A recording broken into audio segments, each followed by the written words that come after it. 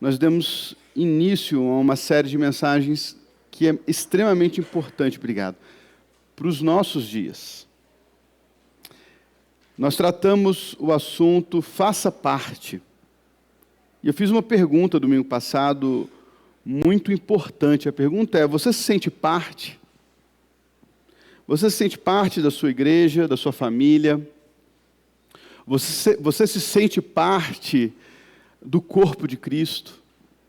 Como que é preocupante perceber pessoas que estão no meio, mas acabam nunca se sentindo parte, nunca se sentindo a soma daquilo, mas muitas vezes como algo que está separado daquele grupo. É muito preocupante quando nós vemos isso em família. Os nossos adolescentes têm vivido momentos muito complexos nesse universo. Eles são da família, eles são tratados como da família, mas muitas vezes eles não se identificam, não se sentem parte daquela família. Muitas vezes dentro da igreja também identificamos pessoas assim, pessoas que vêm, participam, mas lá no fundo do coração delas tem alguma coisa que atrapalha essa capacidade dessa pessoa se sentir parte desse corpo. Bem, isso não é uma luta só do nosso tempo. É bem verdade que o nosso tempo, essa luta tem se tornado muito mais intensa, com o individualismo cada vez mais transbordante no nosso tempo. Nós temos percebido que, muitas vezes, o nosso tempo, isso tem sido um grande marco da nossa história. Mas a verdade é que esse assunto é um assunto extremamente tratado pela palavra de Deus. Jesus trata diretamente esse assunto, a ponto dele orar na oração sacerdotal de João 17, dizendo: Pai, que eles sejam um, assim como Tu és em mim e eu em Ti, que eles sejam em nós, para que o mundo creia. Olha que interessante, Jesus está fazendo na sua oração sacerdotal um pedido a Deus que, do mesmo jeito que Ele é no Pai e o Pai é nele, que nós sejamos nele. Que nós sejamos unidos entre nós e nós em uma unidade estejamos nele, para que o mundo creia. Ele também vai dizer no capítulo 14 e no 15 que o nosso amor uns para com os outros vai de alguma forma validar que somos os seus discípulos. Olha que sério essa afirmação. E não só Jesus, mas todas as cartas, tanto paulinas quanto as dos outros apóstolos, tratam esse assunto. Tratam um assunto de trazer à memória a necessidade, a importância da igreja andar unida. Tratando esse assunto, o apóstolo Paulo vai praticamente escrever a primeira carta à igreja de Corinto, trazendo esse assunto como o assunto mais importante do seu tempo. Ele vai perceber que a igreja de Corinto, por mais que seja uma igreja amplamente atendida por Deus em várias áreas, uma igreja extremamente abençoada na questão financeira, abençoada na questão espiritual, é uma igreja que tem todos os dons, que tem pessoas capazes ali, uma igreja que foi plantada pelo próprio apóstolo Paulo, mas é uma igreja que está sofrendo com as suas divisões, sofrendo com os seus sigmas, como diz a palavra grega, esses rasgados, essas divisões que são fruto de como se algo estivesse rasgando um grupo de outro. E então ele vai observar esses assuntos e vai tratar cada um desses assuntos. E é justamente por isso que eu escolhi esse texto de 1 Coríntios, para que nós possamos perceber como que a palavra de Deus nos convida a reagir àquilo que nos separa, aquilo que nos faz nos sentir à parte e não parte. Para tratar esse assunto, eu quero te convidar a abrir a sua Bíblia em 1 Coríntios, capítulo 1, versículo 4 até o versículo 10. 1 Coríntios, capítulo 1, versículo 4 até o versículo 10. vou pedir licença para os irmãos para que nós possamos andar pela carta de 1 Coríntios, para que nós possamos perceber as grandes questões que criam essa divisão, esse separar dos corações na igreja, para que possamos refletir sobre, será que aquilo que está gerando divisão no coração dessa igreja, divisão na membresia dessa igreja, divisão na percepção de mundo dessa igreja, talvez não esteja também gerando divisões na nossa casa, com os nossos familiares, na nossa igreja, com os nossos irmãos. Leiamos então a palavra de Deus em 1 Coríntios 1, 4 a 10. Diz assim: sempre dou graças ao meu Deus a vosso respeito, a propósito da sua graça que vos foi dada em Cristo Jesus.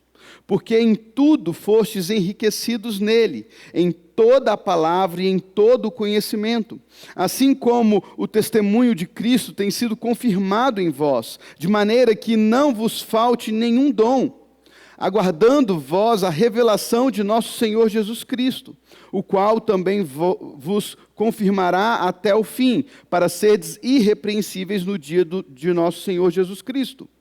Fiel é Deus, pelo qual fostes chamados à comunhão de seu Filho Jesus Cristo, nosso Senhor. Versículo 10. Rogo-vos, irmãos, pelo nome de nosso Senhor Jesus Cristo, que faleis todos a mesma coisa, e que não haja entre vós divisões, antes sejais inteiramente unidos, na mesma disposição mental e no mesmo parecer. Vamos orar? Senhor, fala aos nossos corações, nos ajude a entender, nos ajude, ó Deus, a diagnosticar aquilo que nos tem, muitas vezes, nos distanciado uns dos outros. Nos ajuda, Senhor, a olhar para o outro como alguém extremamente necessário, como alguém extremamente valioso, como alguém, ó Deus, que é meu irmão, que faz parte da minha família, do meu corpo, desse templo. Deus, nos ajuda a sermos uma igreja que verdadeiramente glorifica o Senhor na unidade. É em nome de Jesus que oramos e agradecemos por tudo. Amém e amém. Aqui o apóstolo Paulo, ele faz um chamado extremamente importante. Ele usa a palavra rogo-vos, que é uma espécie de um pedido intenso, quase que um imploro a vocês. Rogo-vos, irmãos, pelo nome de nosso Senhor Jesus Cristo, que faleis todos a mesma coisa, e que não haja entre vós divisões, antes sejais inteiramente unidos na mesma disposição mental e no mesmo parecer. Ele está falando isso na abertura do primeiro grande problema que a igreja de Corinto enfrenta, que é o partidarismo. Aqui ele vai lembrar aos irmãos de Corinto que um grupo da igreja de Corinto colocou num pedestal um homem chamado Paulo. Um outro grupo de pessoas colocou num pedestal um homem chamado Apolo. Um outro grupo de pessoas tem um pouco mais de afinidade com o pessoal dos judeus, então colocou Cefas, que é Pedro. E um outro grupo, talvez o mais complicado deles, o mais espiritual, o mais santarrão, escolheu um outro nome, um outro partido para se colocar como seu. Eles escolheram o de Cristo. E Paulo, quando ele olha para essa problemática, ele vai, de uma forma muito sutil, tratar esse assunto, tanto no capítulo 1 quanto no capítulo 3. Ele vai olhar e vai dizer, ele vai fazer 3 perguntas. Por um acaso Cristo está dividido? Vocês foram batizados em nome de Paulo?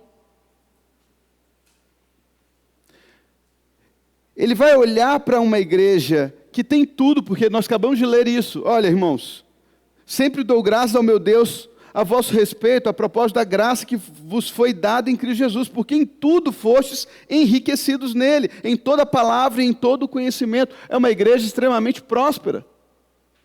É uma igreja que tem acesso à palavra de Deus, ao conhecimento desse Deus, aos dons de Deus, ao poder do Espírito. É uma igreja que tem tudo para progredir, para avançar, mas devido a esse primeiro ponto, as coisas começam a se rasgar. É muito interessante porque Paulo, ele vai olhar para essa igreja e vai dizer: irmãos, pelo nome de nosso Senhor Jesus Cristo. Por que ele invoca esse nome? Já parou para pensar nisso? É muito propício em meio de um grupo onde estamos fragmentados pelas nossas percepções de ideais. É muito interessante Paulo percebendo e sabendo que pessoas têm colocado nomes de homens como aquilo que os define, chamar e rogar a essa igreja em nome de Jesus Cristo. Ele vai lembrar essa igreja que é através do nome de Jesus Cristo que todas essas bênçãos foram alcançadas, todas essas bênçãos foram concedidas, foram entregues. E então percebemos que o primeiro rasgar dessa igreja acontece quando nós trocamos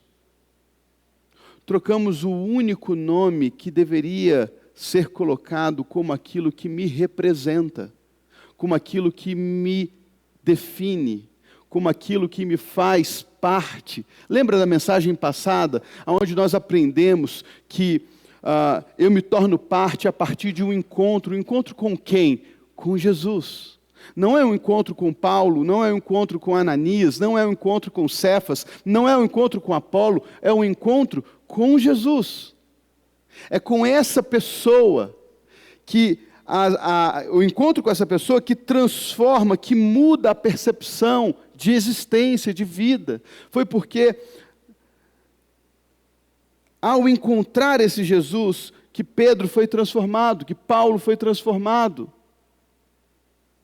Foi ao encontrar com esse Jesus que Nicodemos foi transformado. E quando Paulo fala, rogo-vos, irmãos, pelo nome de nosso Senhor Jesus Cristo, ele está relembrando essa igreja que não foi Paulo crucificado por eles não foram batizados em nome de Paulo, e que a igreja de Jesus Cristo não poderia estar dividida. Agora, o que leva uma igreja que foi batizada em nome de Jesus? O que leva uma igreja que conheceu o poder de Deus através de uma única mensagem centrada em Cristo? Ele vai dizer isso no capítulo 2, porque a minha mensagem não foi construída em cima do saber humano, ou em palavras persuasivas, mas ela se limitou a Jesus Cristo e este crucificado. O que é escândalo, é loucura para uns, é escândalo para outros. Essa mensagem, esse Jesus, é o assunto da igreja, é o que move a igreja, é o que nos leva e o que nos unifica em um único lugar. Então, uma igreja que está dividida pelas suas facções, por aquilo que o atrai, por aquilo que o identifica, você se identifica mais com essa forma de pensar, então você agora se define: eu sou de Paulo, eu sou de Apolo, eu sou de Pedro, eu sou de Cristo. É estranho aquilo que Jesus fez. Ele vai dizer: eu rogo a vocês, em nome de Jesus Cristo, que faleis todos a mesma coisa, e que não haja entre vós divisões, antes sejais inteiramente unidos. Essa palavra inteiramente unidos é: vocês sejam costurados, unificados, através de uma costura, na mesma disposição mental e no mesmo parecer. Bem, o que Paulo está querendo dizer com isso, então? Ele está querendo dizer que nós temos que pensar todo mundo igual, todo mundo tem que concordar que a parede agora ficou mais bonita? Ou todos nós tínhamos que concordar que quando não estava preso, estava grafite escuro, que falaram. Estava grafite escuro, todos nós tínhamos que pensar igual em relação a isso? É óbvio que não é isso que ele está dizendo. Ele está falando que quando o assunto é o Cristo, ou o Evangelho, ou os assuntos centrais do Evangelho, nós deveríamos andar juntos quanto a isso.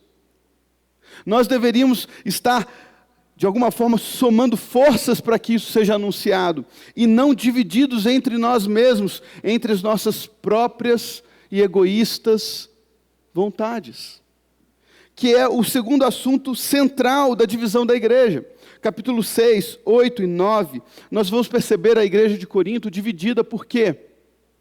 Porque irmãos estão levando outros irmãos à justiça.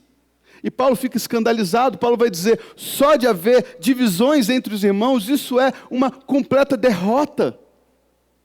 E ele vai fazer um questionamento. Por que nós não aceitamos sofrer o prejuízo?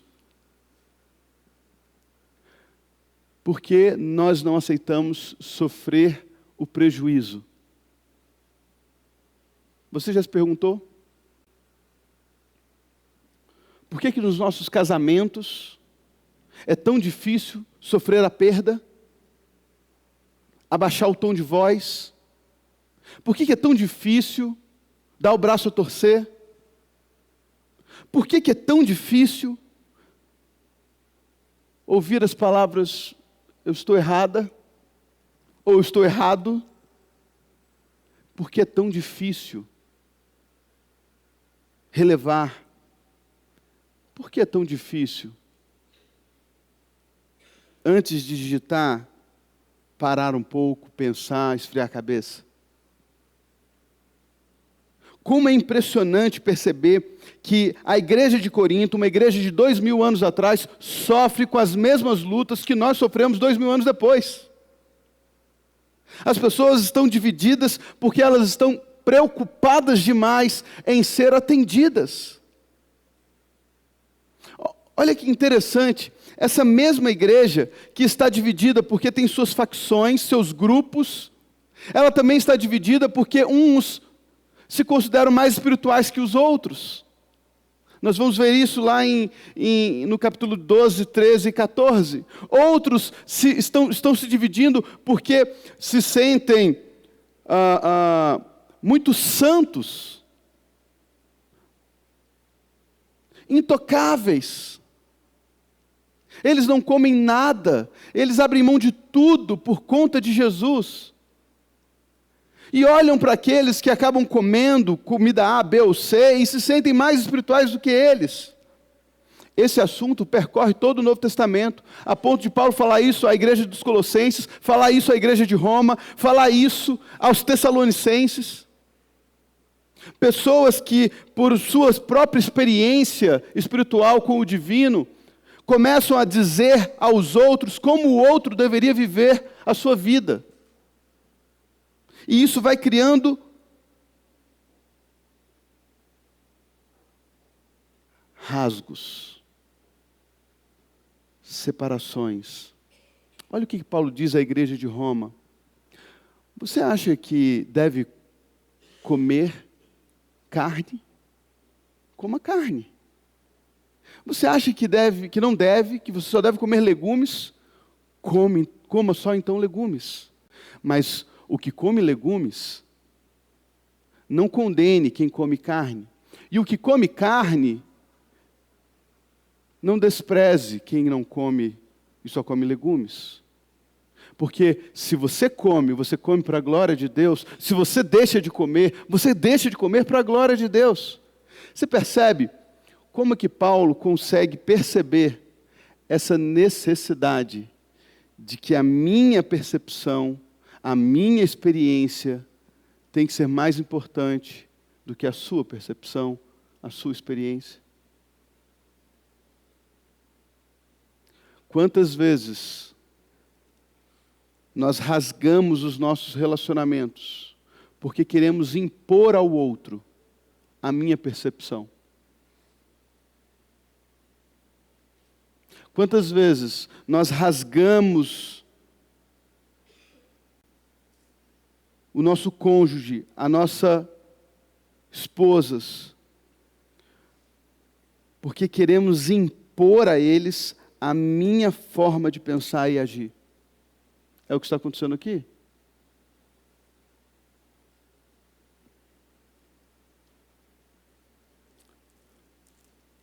Quando chegamos no capítulo 9, Paulo vai dar um conselho. No capítulo 10, Paulo vai dizer algo. No versículo 23, ele vai dizer: todas as coisas são lícitas, mas nem todas convêm. Todas são lícitas, mas nem todas edificam. Ninguém busque o seu próprio interesse, e sim o de outrem. Vamos ser sinceros aqui. Vamos ser sinceros. Quantas brigas evitaríamos se nós estivéssemos preocupados em atender o outro? Quantas guerras internas evitaríamos se nós estivéssemos aprendendo verdadeiramente a sofrer o prejuízo? A receber algo que nós não merecíamos receber e não devolver como a gente gostaria de devolver.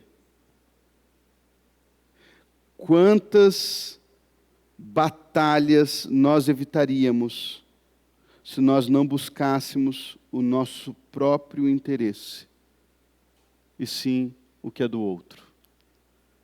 Você sabe que esse conselho Paulo vai dar em várias igrejas, né? A igreja dos Filipenses, ele vai dizer exatamente isso. Por quê?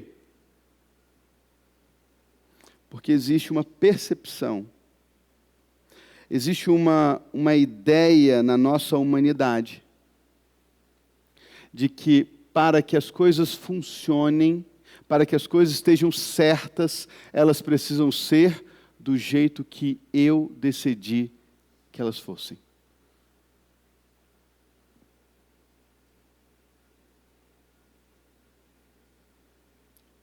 O mundo só vai rodar do jeito que tem que rodar, se for feito do jeito que eu entendo que ele deveria rodar. O que é uma mentira. É uma mentira em todas as esferas da vida. Um exemplo disso são as igrejas. Nós temos igrejas extremamente sérias, que pregam a palavra de Deus, que têm linhas de pensamento completamente diferentes. Estou mentindo? Sim ou não? Nessa casa, temos pessoas que vieram de vários grupos religiosos diferentes, que aprenderam como verdade absoluta várias coisas diferentes. E estamos caminhando há 4 anos, sem necessariamente deixar de sermos irmãos, por mais que tenhamos aprendido de uma forma diferente. Eu não consigo ver nada a não ser Deus mantendo essa igreja unida pelo seu poder, pela sua graça, em, de alguma forma, nos alinhar com aquilo que realmente importa. Rogo-vos, pois, irmãos, pelo nome de nosso Senhor Jesus Cristo.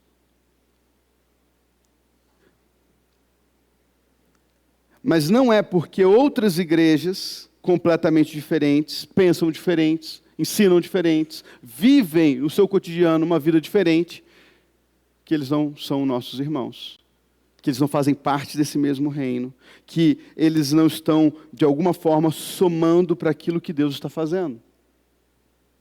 Não é extraordinário perceber que pessoas que pensam diferente da gente, fazem diferente da gente, vivem diferente da gente, vão servir o mesmo reino que a gente? Não é exatamente isso que Jesus fez? Quando chamou para andar com ele 4 pescadores, quando chamou para andar com ele um zelote, quando chamou para andar com ele um cobrador de impostos. Aquilo devia ser uma loucura. Mas em suas muitas divergências, Jesus, de alguma forma, foi tratando o que realmente importava.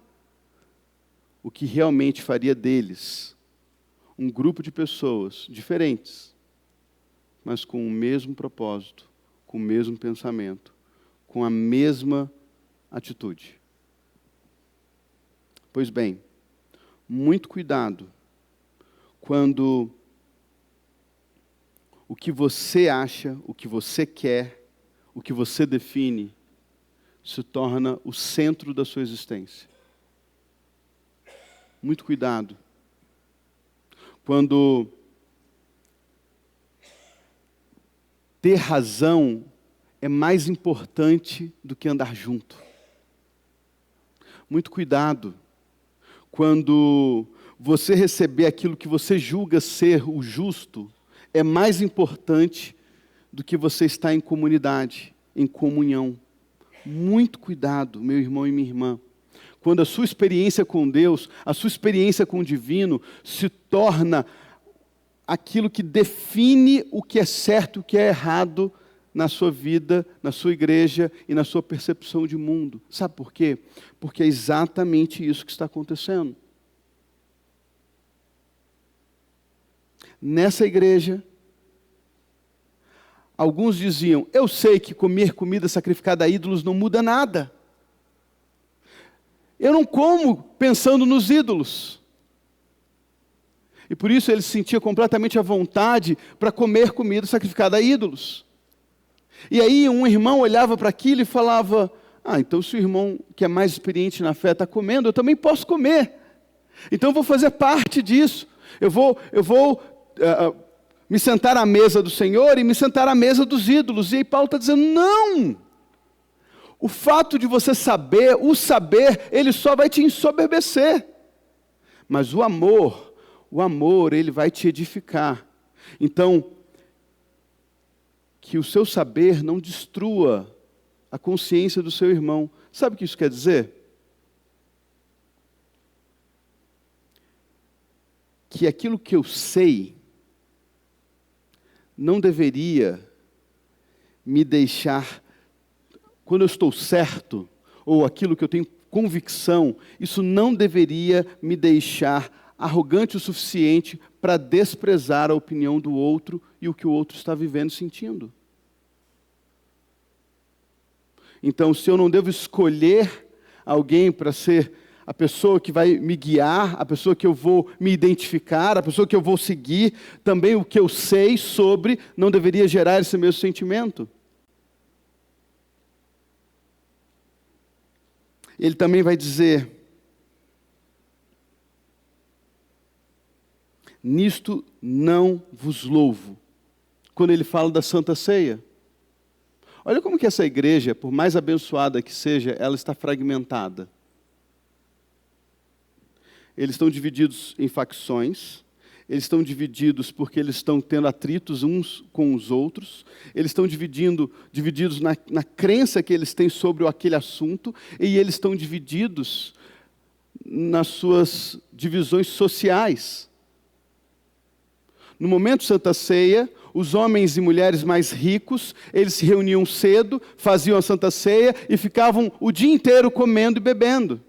E os assalariados ou os escravos, que só eram liberados no final do dia, quando chegavam para ceiar, já não tinha mais nada para comer. Então eles ficavam envergonhados, porque eles eram escravos, eles eram pobres. Então eles se identificavam, os ricos se identificavam. Passavam horas juntos, rindo, desfrutando, enquanto os mais pobres, quando chegavam para ceiar, eram extremamente humilhados. Porque já não tinha mais o que comer, não tinha mais o que beber. E Paulo vai dizer, vocês não têm casa, vocês não têm comida em casa? Come em casa. Porque vocês estão se reunindo não para o bem, mas para o mal. Você percebe o poder de destruição que existe na divisão?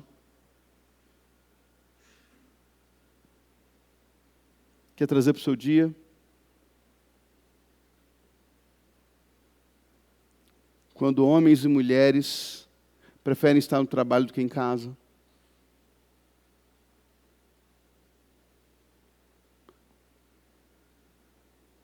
quando existe um abismo tão grande entre os familiares que faz mais mal do que bem estar perto. Quando há tanto individualismo dentro da família, que cada um faz aquilo que acha que tem que fazer, do jeito que acha que tem que fazer, e nada soma, nada agrega. É quando tudo está centralizado naquilo que eu quero.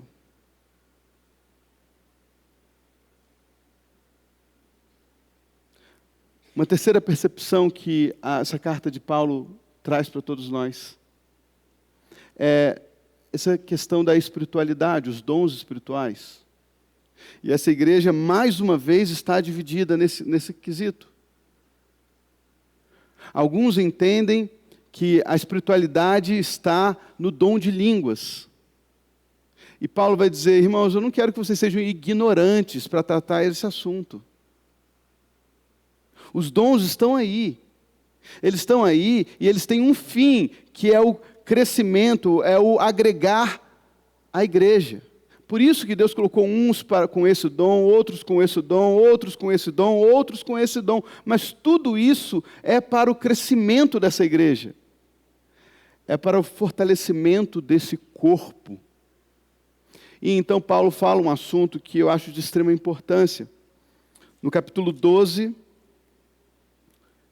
versículo 12 em diante, ele vai dizer o seguinte: porque assim como o corpo é um e tem muitos membros, e todos os membros, sendo muitos, constituem um só corpo, assim também com respeito a Cristo. Pois em um só Espírito todos nós fomos batizados em um corpo, quer judeu, quer grego, quer escravo, quer livre, e a todos nós foi dado de beber de um só Espírito. Porque também o corpo não é um só membro, mas muitos. Se disser o pé, porque não sou mão, não sou do corpo, nem por isso deixa de ser do corpo. Se o ouvido disser, porque não sou olho, não sou do corpo, nem por isso deixa de o ser. Se todo o corpo fosse olho, onde estaria o ouvido? Se todos fossem ouvido, onde o olfato? Mas Deus dispôs os membros, colocando cada um deles no corpo como lhe aprouve. Pode parar aí. Sabe o que Paulo está dizendo? Que o fato de você não ter o dom ou um chamado para tratar nesse assunto, ou nessa área da igreja, ou no mundo, não quer dizer que você não pode sentir parte desse corpo. Primeiro ele vai trazer a narrativa de que o olho ou a boca não pode dizer para a orelha que ele não faz parte do corpo. Outro dia a gente estava discutindo sobre um grande congresso que acontece todo ano, e um congresso muito famoso onde um grupo começou a questionar se um outro grupo teológico iria de fato para o céu, porque não pensam como eles. Você percebe? Como que a gente gasta tempo e energia querendo dizer para a orelha, porque ela não é olho, que ela não faz parte desse corpo. Que porque ele pensa de forma A, B ou C, ele não se enquadra na minha percepção de mundo, que a mão, porque não é pé, não faz parte desse corpo. E agora, essa ilustração do corpo é muito importante. Porque ele vai dizer que a mão, ou que porque a mão, porque o pé não pode dizer porque não sou mão, não faço parte do corpo, que é uma outra percepção de que, porque eu não faço, porque eu não tenho esse dom, porque eu não tenho esse chamado, eu não faço parte disso. Hoje mesmo, pela manhã, estava conversando com uma irmã que ela falou a seguinte frase: poxa, pastor, fui numa igreja, na igreja Batista Casa Viva lá no Rio, e eu vi uma missionária falando da missão que ela faz na África, e como eu chorei, como eu me percebi uma cristã infrutífera. Como eu acho que eu não estou fazendo o que eu deveria fazer. E eu fiquei olhando para aquela irmã, muito pensativo sobre, né? É impressionante como esse sentimento, muitas vezes, faz parte da nossa percepção de espiritualidade e de vida. Porque eu não faço o que o pastor Tiago está fazendo, porque eu não faço o que a Luísa está fazendo cantando, porque eu não faço o que o John está fazendo tocando 42 instrumentos, porque eu não faço o que o Érico está fazendo na transmissão, eu, de alguma forma, não me sinto parte disso, como se o que eu faço validasse a minha presença ou a minha utilidade no reino de Deus. E eu perguntei, mas minha irmã, você é cristã dentro e fora da igreja? Ela falou, sim, pastor, claro. Eu falei, você é uma boa serva de Deus no trabalho onde você está inserida? Ela falou, sim, pastor. Você, de alguma forma, professa a sua fé às pessoas que estão ali, pela sua honestidade, pela sua prontidão em servir, pelo seu carinho e cuidado com os outros? Ela falou, sim, pastor. Você é uma boa filha, uma boa irmã? Sim, pastor. Eu falei, então não estou entendendo. Por que a percepção de que Deus chamou aquela mulher para ir lá para a África pregar o Evangelho, e ela está obediente a isso, e o Deus que te chamou para ser uma tremenda mulher de Deus na empresa onde você está trabalhando, é uma percepção diferente, como se você não fizesse parte, ou não fosse tão importante quanto a mão, quanto o pé, quanto a orelha, quanto o olho? Por quê? Nós temos essa tendência a muitas vezes olhar o que o outro está fazendo, ou a rejeitar o que ele está fazendo, dizendo ele não faz parte, ou porque eu não estou fazendo como eu não me sinto parte, ou eu não me sinto importante nesse processo. Eu virei para ela e falei assim, você acha que essa missionária africana vai ter alguma possibilidade de falar de Jesus para o chefe, o dono da sua empresa? Ela falou, não. Eu falei, pois bem.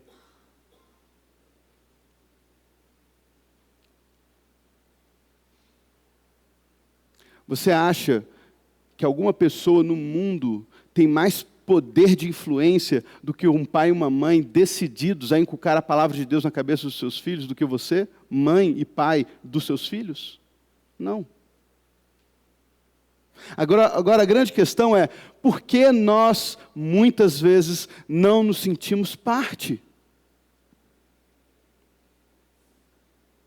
Se o que nos faz parte não é o que eu estou fazendo, não é quanto eu estou dando, não é se eu tenho a percepção perfeita, claridade no conhecimento teológico, não é sobre quanto eu faço.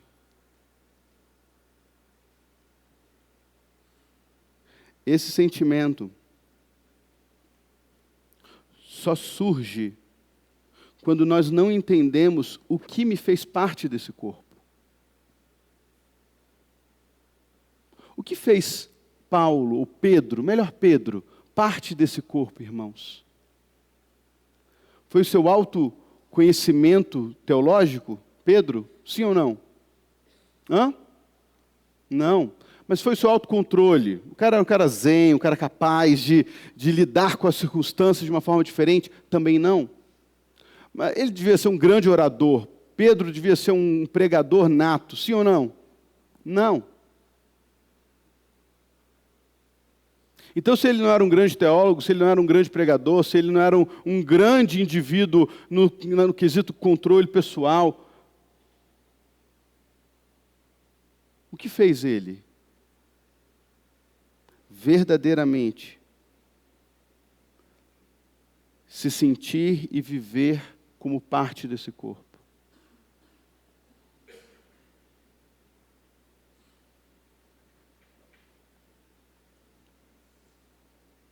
Jesus Cristo. Jesus Cristo.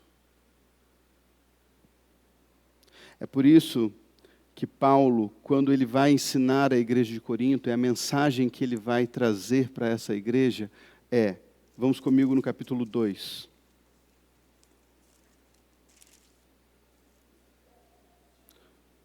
Capítulo 2, versículo 1.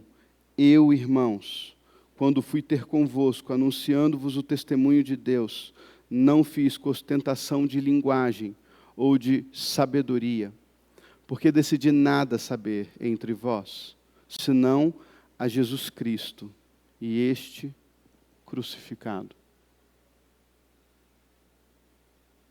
A igreja, ela pode estar teologicamente perfeita, financeiramente falando, bem equilibrada.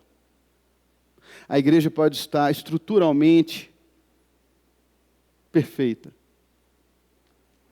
Mas se essa igreja, teologicamente, financeiramente, estruturalmente, que está perfeita, estiver desfocada da pessoa de Jesus, tudo se perde. E deixa eu afirmar uma coisa extremamente importante para as nossas vidas. As nossas famílias podem estar extremamente, financeiramente bem alinhadas.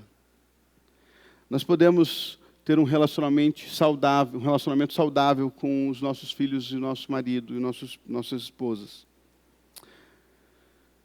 Nós podemos ter uma boa casa, um bom carro. Mas se nós não tivermos essa pessoa que unifica tudo e que dá sentido a tudo, nada fará sentido. Nós, como igreja, precisamos reafirmar e nos concentrar na pessoa de Jesus. Para que esse grupo viva e trabalhe pelos motivos certos. Caminhe juntos pelos motivos certos, porque dá para caminhar pelos motivos errados juntos, sim ou não? Sim ou não? Sim. A gente pode caminhar juntos para fazer a igreja crescer, sim ou não? Pode.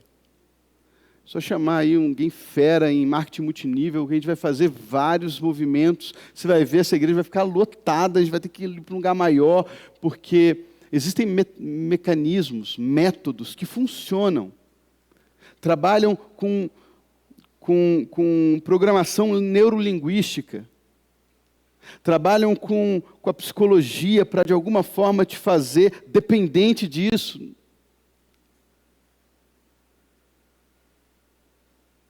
Mas corremos o risco enorme de ouvirmos palavras como palavras à igreja de Sardes.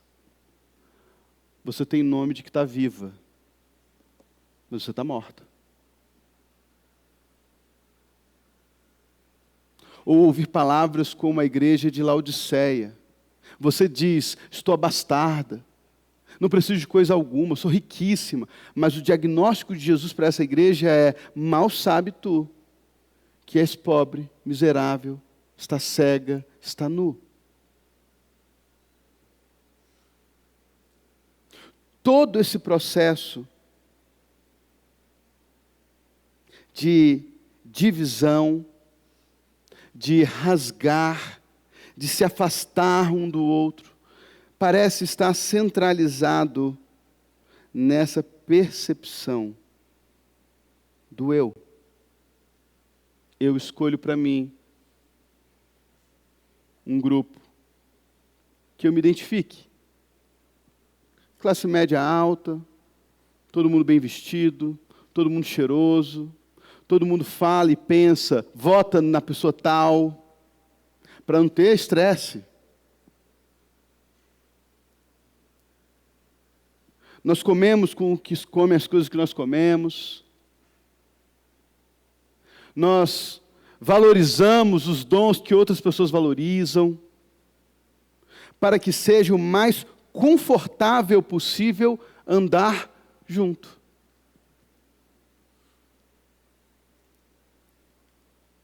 Mas a unidade de Cristo proposta nunca foi um lugar extremamente confortável para que você ande junto com alguém. Por isso a crise de Paulo. Por quê? vocês não aceitam sofrer o prejuízo. Por que é tão difícil sofrer a perda? É porque estamos acostumados demais que tudo aconteça como nós desejamos.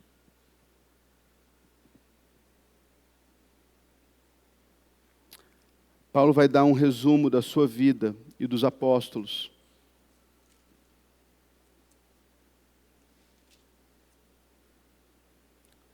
Nessa mesma carta.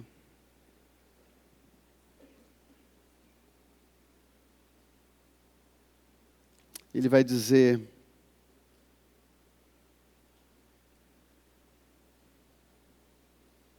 não estou achando aqui.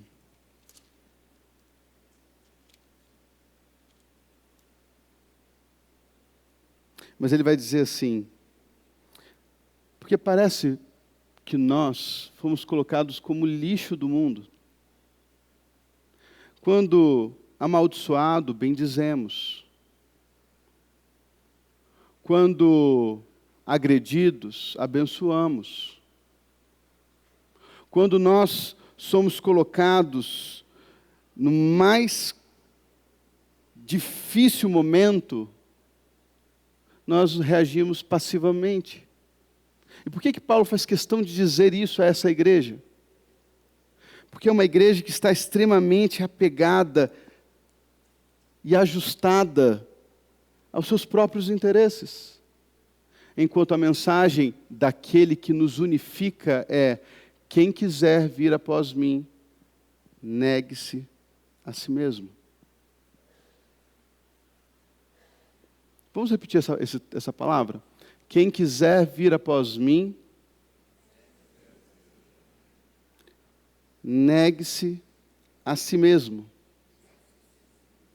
Tome diariamente a sua cruz e siga-me. Agora fala para a pessoa do seu lado: quem quiser. Fala de novo: quem quiser. Ninguém nos obriga a andar juntos, tá? Você não é obrigado a andar junto. Você não é obrigado a ser corpo com a pessoa que está do seu lado. Você não é obrigado, não se sinta obrigado. É só para quem quiser.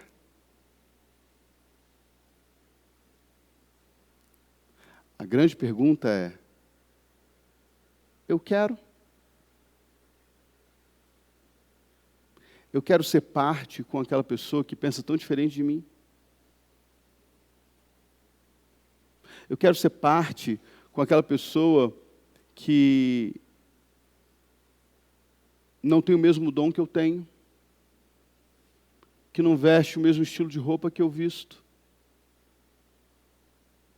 que não anda com o mesmo grupo social que eu ando. Em Cristo, a nossa resposta só pode ser sim. Porque somos membros de um só corpo.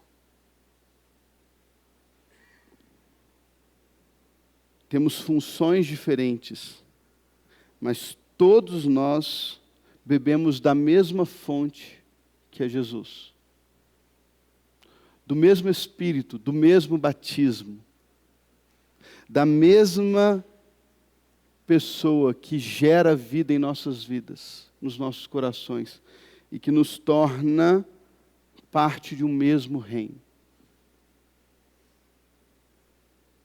A verdade é que o desafio que temos pela frente é enorme. Eu vejo isso pela minha família, pela minha casa. Como é difícil. Você já tentou falar assim, vou ficar uma semana sem ter uma briga, sem ter uma discussão. A gente vai tentar pensar junto, fazer junto. Tenta, se esforça. Cronometra. Pega lá no celular, vai no relógio, vai na parte de cronômetro e clica no verde. E na primeira briga, na primeira vontade de você chutar tudo e ir embora, você vai e aperta o vermelho para parar. Por quê, né?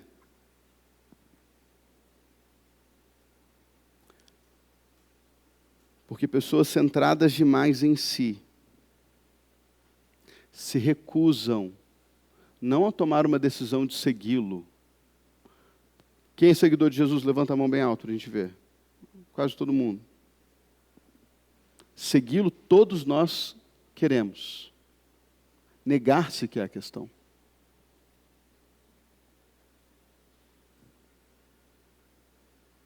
Tomar para si a sua própria cruz diariamente é a grande questão.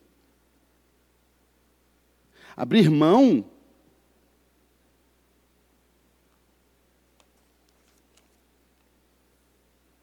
é a grande questão.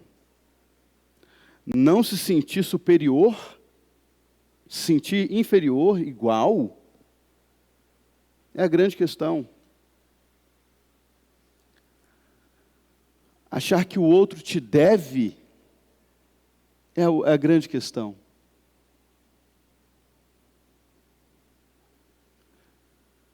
Escolher para si aquilo que gera em você um sentimento de superioridade, de ser mais inteligente, de ser mais razoável, de ser até mais crente que o outro, é a questão. Os desafios da igreja de Corinto não são em nada diferentes dos nossos. Vocês percebem isso? Será que a gente consegue perceber isso? Que dentro dessa igreja, dentro da nossa família, dentro da nossa casa, nós enfrentamos as mesmas questões. As mesmas, iguaisíssimas questões. Ah, pastor, mas ninguém aqui está comendo comida sacrificada a ídolos. Não, ninguém. Mas você já se sentiu mais espiritual que alguém? Porque você não faz a coisa A, o pecado A, a escolha A, em vez da B? Você já se sentiu menos pecador? Mais espiritual nunca, mas menos pecador? Pois é. Quando você se sente menos pecador que alguém, é sobre quem que está se gerando em torno esse pensamento? Quem está sendo colocado num pseudo-pedestal na sua cabeça? Um ser humano chamado eu, que tem sido o foco da nossa existência muitas vezes. Tem sido o assunto pelo qual nós escolhemos os nossos deuses. Bolsonaro, Lula. As nossas escolhas perfeitas. Sou vegano. Já conheceu algum vegano de verdade? Ele tenta te evangelizar, né? Porque essa percepção de que a minha escolha é melhor do que a sua, é necessidade que ele tem. Será que nós estamos falando de Jesus com essa mesma percepção? Não que eu fui encontrado e transformado pelo autor e consumador de toda a vida, mas que eu escolhi a pessoa certa e eu preciso colocar a goela abaixo essa pessoa que eu escolhi para o outro. Porque o outro está errado. E aí eu vou dentro de um centro de macumba, rebento a porta e saio exorcizando as pessoas que estão cultuando o Deus deles. Porque a minha escolha é a correta. E a do outro, necessariamente, é o quê? A errada. Você consegue perceber como que, quando o eu está no centro, não vai existir unidade. Não vai existir um corpo. Porque estamos em uma crise existencial, onde o coração quer ser o corpo. O pulmão se acha autossuficiente, mesmo sem entender que ele depende que o coração bata e jogue sangue nele, para que ele possa fazer o seu trabalho tão importante de colocar oxigênio nesse sangue. Mas que o fígado também tem uma sua importância, porque ele vai filtrar tudo. É o fígado que filtra? Ou é o rim? Hã? Ah, eu não ouvi. Então, isso aí. Então, o processo um vai ser necessariamente dependente do outro. Agora me fala aqui, quem é a pessoa que não pode sair dessa igreja, porque senão esse corpo vai ficar fragilizado? Pelo amor de Deus, se alguém falar Tiago, a gente vai rasgar, cancela essa mensagem, ninguém entendeu nada. É qualquer um. Ninguém é dispensável. Ninguém é irrelevante. Ninguém é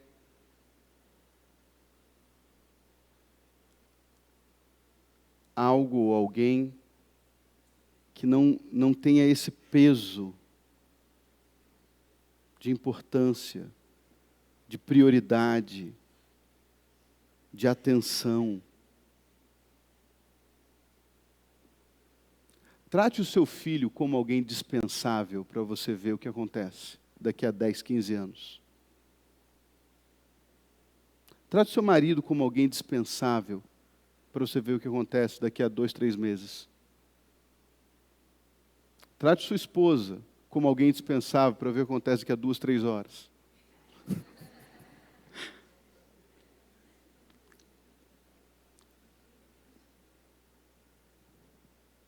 Olhe para o outro como alguém que não faz parte e você se surpreenderá quando ele não fizer mais parte. A Igreja de Cristo, ela tem um grande diferencial de todas as outras esferas da sociedade. Na verdade, só tem um diferencial. Nós não somos diferentes pela forma que administramos, nós não somos diferentes pela forma que nós nos vestimos, nós não somos diferentes pela forma que nós pensamos. Não somos, tá? Outro dia eu vi uma propaganda da Som Livre na Globo, há muitos anos atrás isso. E a Som Livre fez uma propaganda assim: você adora e nós tocamos. Marketing. Eles viram um nicho que o capitalismo gritava e eles foram atender esse nicho. Quem tem Bíblia preta de papel, levanta a mão. Agora, quem tem Bíblia rosa de papel, levanta a mão. Ou de qualquer outra cor, levanta a mão.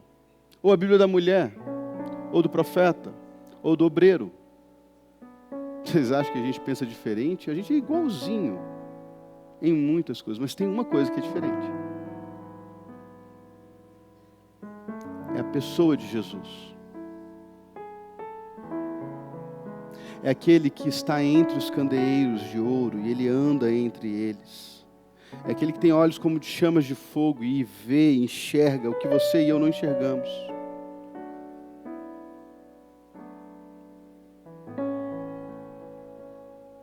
É aquele que abre portas para a sua família que ninguém pode fechar, ele fecha portas que ninguém pode abrir.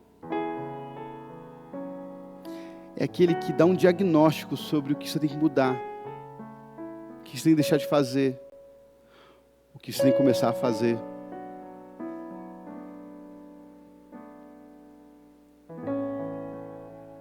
Essa pessoa, esse Deus unigênito, que revela o Pai, é que possibilita um grupo tão diferente, com ideias tão diferentes, com estilos tão diferentes, fazerem parte do mesmo corpo. Então, ou nós, como igreja de Cristo, passamos a valorizar o Cristo da igreja, ou é só mais uma questão de tempo para nos fragmentarmos. A mesma coisa na nossa família.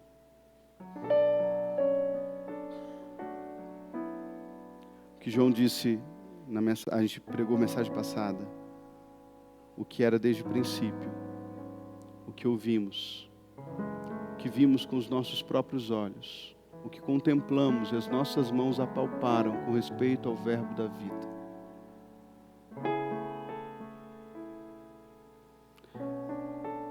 Aquilo que vimos e ouvimos, isso anunciamos. Nós não pregamos método, nós não pregamos linha de raciocínio. Nós experimentamos a Cristo e nos tornamos parte desse corpo, por conta desse contato. E todos aqueles que experimentaram e tiveram contato com esse Cristo, por mais diferente que sejam, fazem parte desse corpo. E são bem-vindos a essa casa, a esse corpo. E precisam se envolver, se relacionar, porque precisamos uns dos outros em Cristo Jesus. O que seria da minha vida sem a Kátia? O que seria da agenda de vocês sem a Kátia? Que marca a minha visita e me ligam umas 2, 3 vezes por semana e falam, você tem visita. Você tem visita. O que seria da minha vida sem a Jéssica? Se a Kátia me liga 2 vezes, a Jéssica me liga 42 vezes.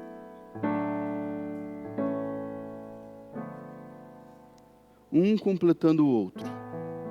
Um agregando ao outro. Um servindo ao outro. Um abrindo mão pelo outro. Um admirando e honrando o outro. Assim, fazemos parte do mesmo corpo.